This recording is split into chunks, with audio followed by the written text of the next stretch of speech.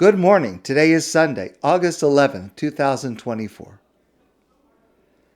I've quoted so often to you Rabbi Herschel Schachter, one of the greatest experts today in every area of Jewish life and Jewish law. This is a story that was told by his son with permission to retell it. His son, Rabbi Shai Schachter, is a wonderful young rabbi in his own right. And he told the following story. I just got off the phone with my father, Rav Herschel Schachter. I started to ask him a number of questions about the 9 days that people ask me in shul, about Tisha B'Av, a number of different questions that people have asked me in shul in the past few days. He began crying uncontrollably on the phone.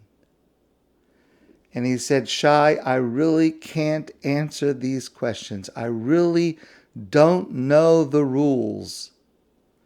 Every year I hold myself back from learning the halachos of Tisha B'Av. I really thought we would have a Beit HaMikdash this year. I can't bring myself to learn these laws too much in advance of Tisha B'Av. This is what we try to reach.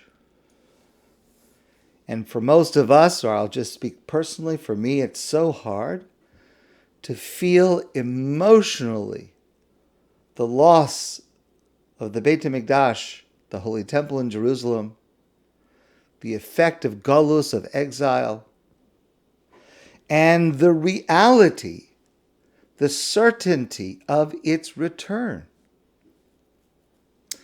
Another person from whom we learn on Tisha B'Av is Rabbi Yehuda HaLevi. Rabbi Yehuda HaLevi was born in 1075 in Toledo, Spain. He died in 1141. He is famous for being a great pieton. He wrote many, many famous Jewish poems, beautiful piyutim. But he's even more famous for authoring one of the most famous and influential works in Jewish philosophy of all time, called Kuzari. The Kuzari is written in the form of a dialogue between a Jew and a king who is interested in Judaism and asks him all sorts of questions. And in the course of answering these questions, the speaker deals with many issues of Jewish philosophy and belief in God and the philosophy of the mitzvos and the role of the land of Israel in Jewish life. It became a very popular work. It has a tremendous impact on Jewish thought. It is often quoted, and it is today, almost 1,000 years later, a work that is studied widely and has great meaning for people. Now, this Monday night and Tuesday, on Tisha B'Av, one of the main expressions of our feelings on this day of national mourning is through the Kinnus. The Kinnus are the poems of lamentations. They're very intricate. They're very complex. We studied some of them this past Thursday night, and we've studied some of them earlier than that in the past. And the truth is, each one of them requires study by itself to unpack it, to understand it, to appreciate it. So as I mentioned on Thursday night, on Tisha B'Av night, Monday night, we say 5 of these kinos. We read the book of Eicha, and then we say 5 kinos. And then on Tuesday, the day of Tisha B'Av, it's much longer. We say over 40 of these kinos. And the last 10 are looked at as a group. They're known as the Tzion Kinos, because every one of them, the last 10, with one exception, but every one of them, almost every one of them, begins with the word Tzion. Tzion, Zion.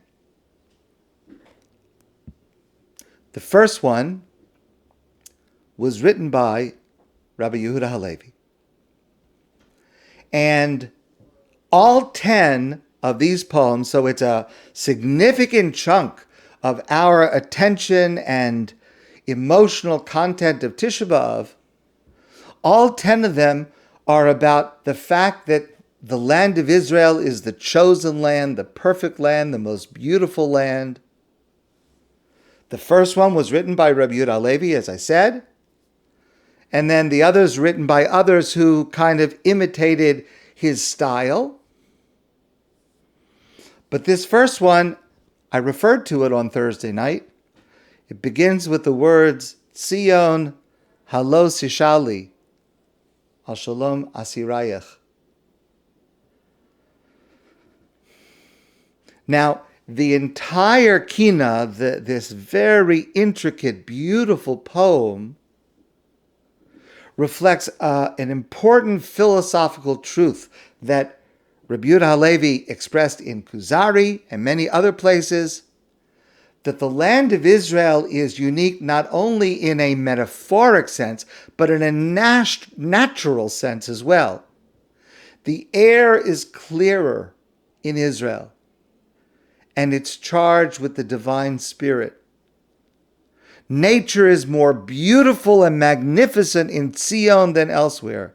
The rain, the soil, the stones are all physically different in the land of Israel. When the Torah describes the land of Israel as a land flowing with milk and honey, the intent is that there is a unique quality in the nature of the land itself. The Rav Yosef Soloveitchik, wrote, Rabbi Yehuda HaLevi was in love with the land of Israel. While there were many pilgrims who traveled to Israel, none expressed their love for Israel as passionately. In a lecture, Rav Soloveitchik said, Rabbi Yehuda HaLevi adored everything about the land of Israel. He was madly in love with the land of Israel. I have never known anyone, remember, he's living 900 years earlier. I have never known anyone so in love with the land of Israel as Rabbi Yehuda HaLevi. There were many others who went to Israel, but did not confess their love for the land in such terms as he did. Now this Kinnah, Tzion Halo Tishali, Shalom Asirayach, this Kinnah has become famous for a different reason. So, Rabbi Avram Chaim Foyer writes, an ancient manuscript states that Rabbi Yehuda HaLevi composed this Kinnah about his love of Israel and the beauty of Israel while journeying towards Israel, and recited it when he reached Damascus, facing the direction of Zion. Although many historians believe that Rabbi Yehuda HaLevi only got as far as Egypt, never even reaching Damascus, tradition has it that he finally reached Jerusalem. And there he fell to the ground in a state of ecstasy as he was embracing the dust near the destroyed Temple Mount. He was trampled and killed by a horseman. Now, the earliest source for this death from a horseman, a warrior on a horse, as he first saw Jerusalem, so that part of the story only appears for the first time in a book written by Rabbi Gedalia ben Yichya, that was published in 1587. So it's over 400 years after Rabbi Yehuda HaLevi died. But the original source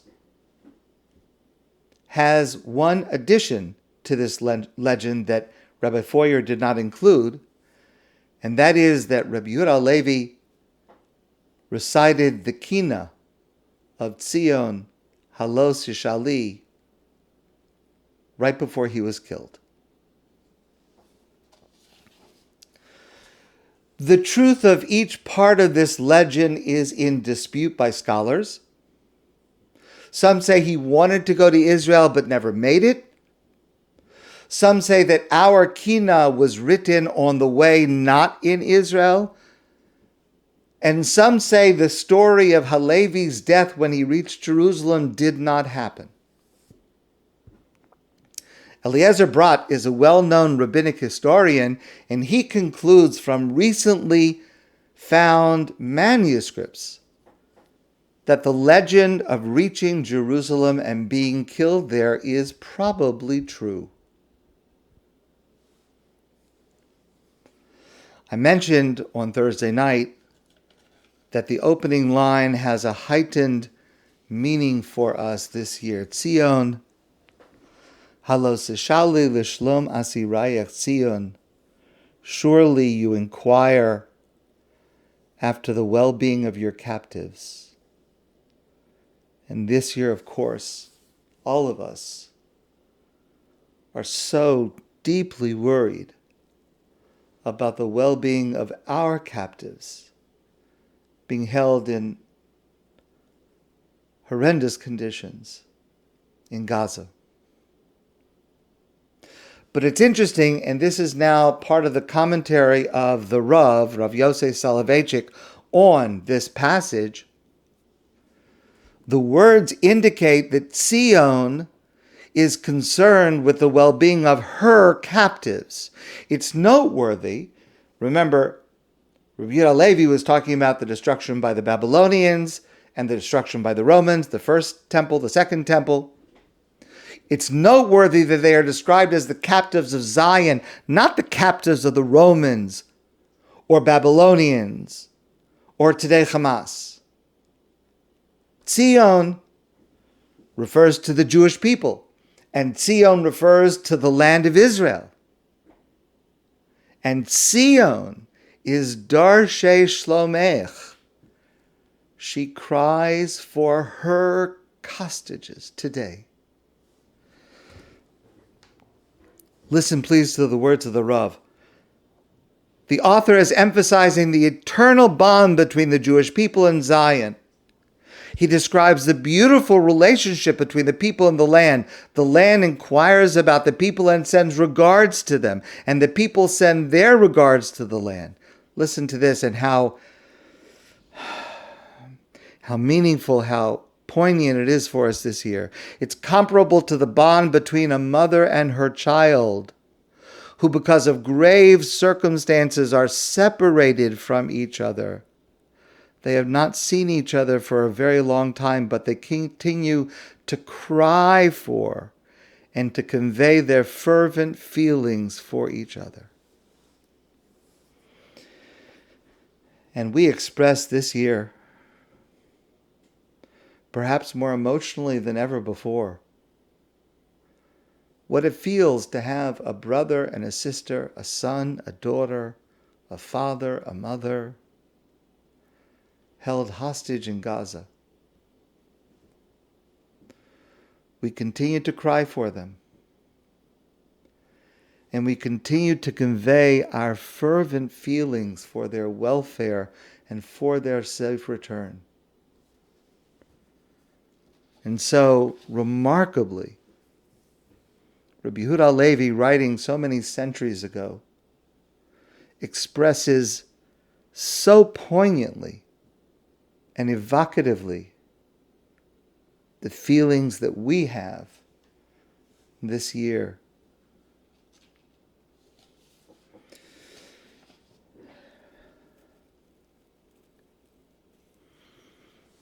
There's a line near the end of this beautiful poem Ushalom asir tikva. The well-being of those bound by hope. No matter how bleak the situation,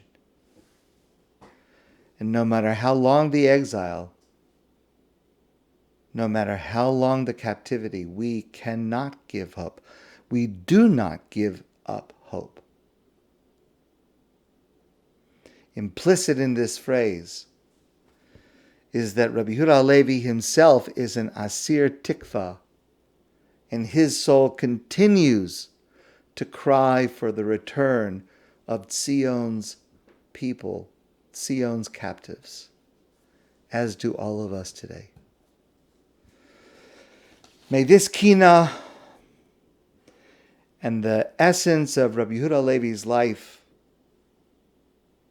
and all of our cries and prayers and efforts lead to the return of all Asirei Tzion, all of the hostages belonging to Zion and belonging to the Jewish people and belonging to the land of Israel,